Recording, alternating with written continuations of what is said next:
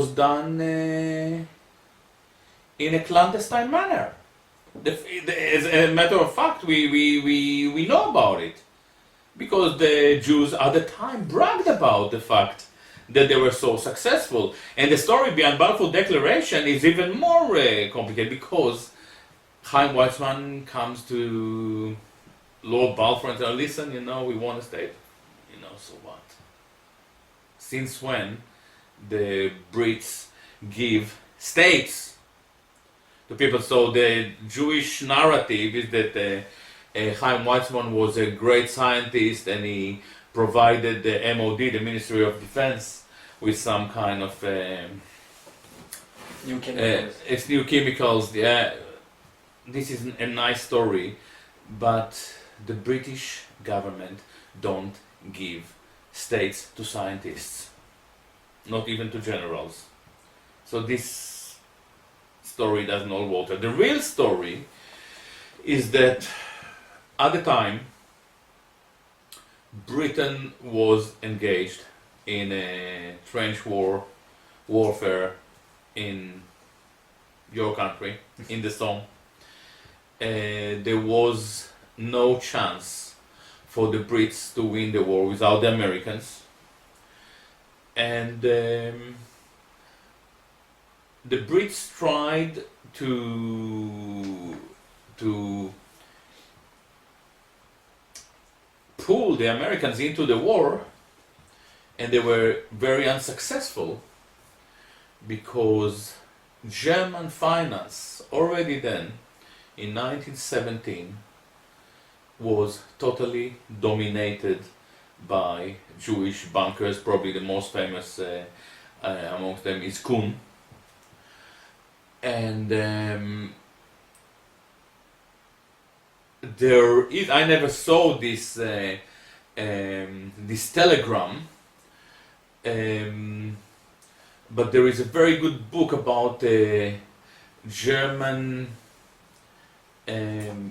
Jewry called The Pity of It All. And this is the first time I heard about this story of Balfour Declaration and the American Jewish lobby pulling the strings behind it,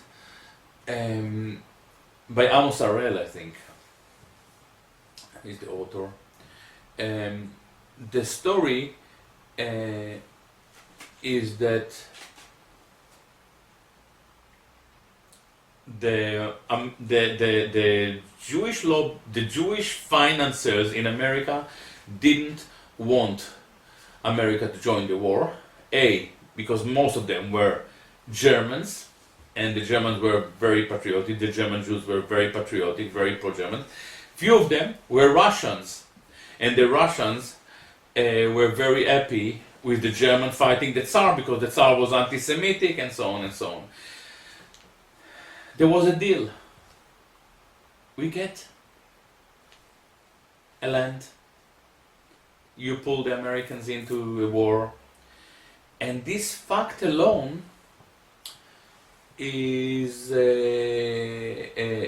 actually a treacherous act on German Jewish bankers. And where Hitler comes up 10, 15, 20 years later and he says, we were betrayed by the Jews, there is an element of truth in it. Now, the truth of the matter is that he wasn't betrayed by the Jews. The Jews were actually very patriotic, very committed fighters during the war. But some Jews, some Jewish bankers, Jewish elite, German Jewish elite, some of them definitely changed sides at that point. But most people are not aware of the Balfour Declaration. This is not because there is a Jewish conspiracy. It is because of Jewish power.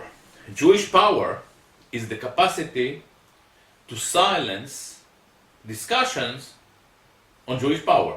It is not. If you see that a Jewish politician is engaged in a very, very dirty act, and you're a journalist, and it's really stinky, you will think twice whether to report on it, because it can be very, very costly for the future of your career. Just say that probably you write about a nice footballer rather than... Alright? This is how Jewish power works. Jewish power works as a suppressing mechanism. Now, one of the most important things to know about Jewish power is that it is not maintained by the right-wing Jews.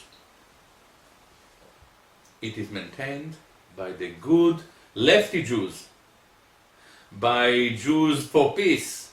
Now, look at the situation of Corbyn. This is a beautiful situation. Corbyn, all his life, was one of the leading supporters of Palestine. He was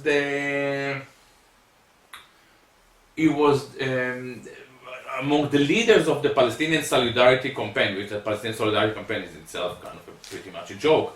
Yeah?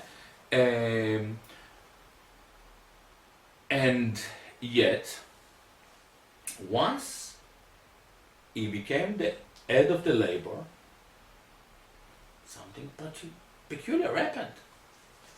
He became pro-Jewish. He speaks like the leader of the Likud. Sometimes is he the leader of the Labour or the leader of the Likud? He said we need to state.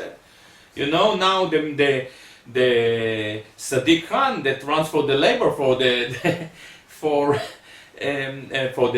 mayor of London election in May said today I'm against boycott. Boycott is awful. We need peace. You know, are you working for Asbara?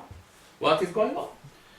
What happened is because Corbyn was so anti-Israeli, the Jews put him under pressure, the right-wing Zionists.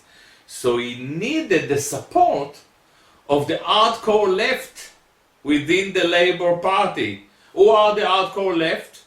The Jews.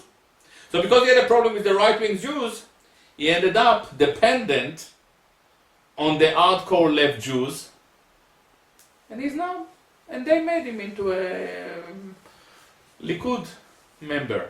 It's quite pathetic. Exactly the same thing, I guess, happened to you in France. So when you are pushed, you are a leftist, you are pushed to the left, you fall to the same people. But by the way, it's not a secret.